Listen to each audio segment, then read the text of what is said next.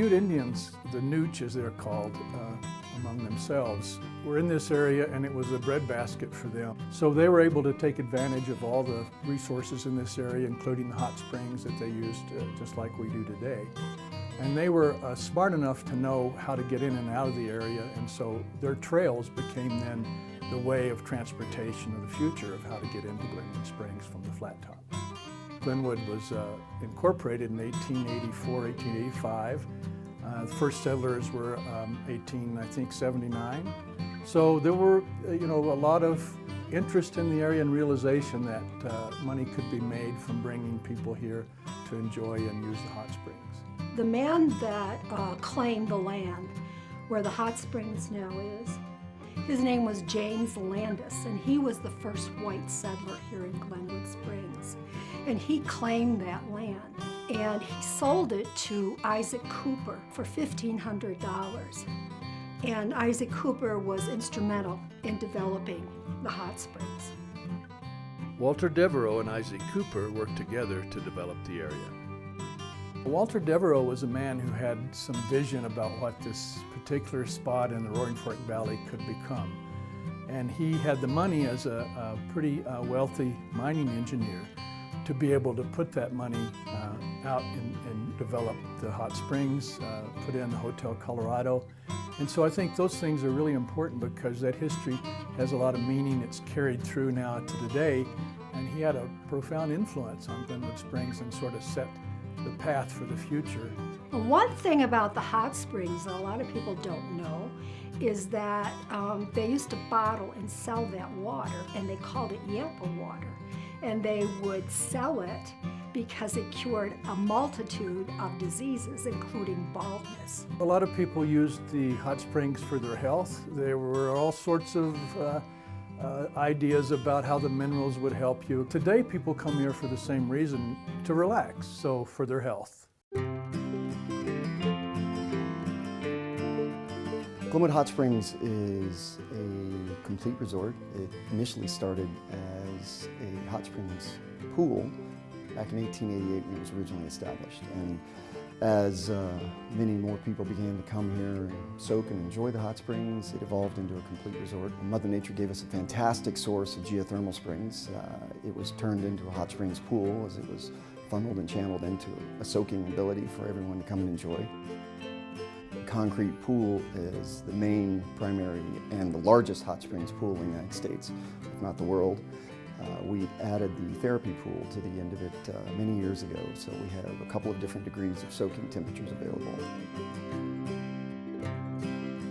The hot springs has 15 minerals in the water. We have key minerals such as sulfur, magnesium. Sulfur is essential for collagen production of the skin. It's great for the hair and nails. You ingest that by soaking in it. Dermally, your skin will absorb these, as well as inhalation of the steam off the water. So magnesium as well. Lithium's also in there. It's a very relaxing component for mental and physical well-being. We have quite a few clients that come into the Athletic Club consistently, come into the spa consistently, that have had all kinds of ailments throughout their lives. We have a couple of clients that have come in wheelchair bound, started a really good regimen on soaking and good hydrotherapy and physical therapy.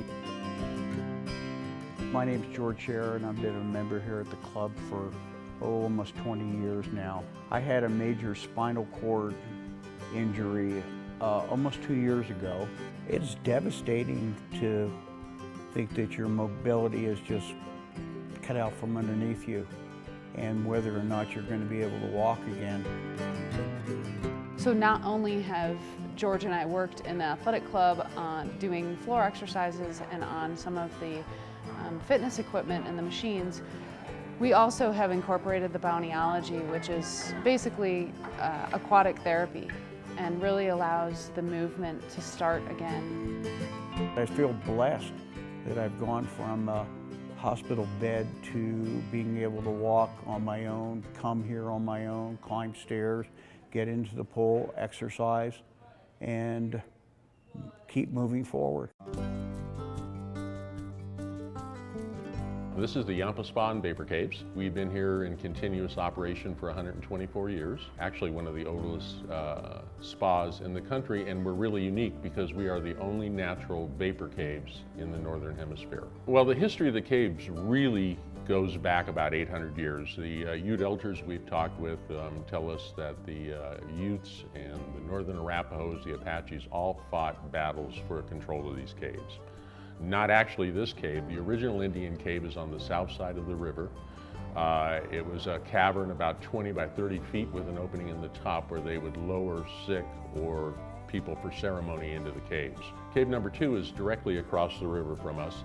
The cave was made famous by Doc Holliday, who came here for his lung problem. We're actually cave number 3. Devereaux excavated these caves in 1892. They weren't actually excavated to get into the caves. You had to crawl on your belly through a tiny opening. The original Indian cave was known for healing. Yampa means big medicine. So I really believe it was more healing than ceremony. Glenwood was a really unique vacation spot at the turn of the century.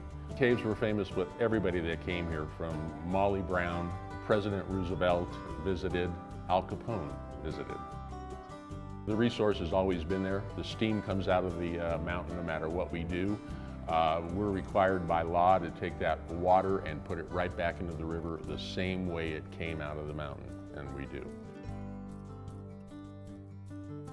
The Yampa Caves are the history of the community. When people came here, they came here and stopped here on their travels to use the steam caves and to soak in the hot water. We have many, many people that come here year after year because they get a lot of relief from arthritis, just from general tension in their body.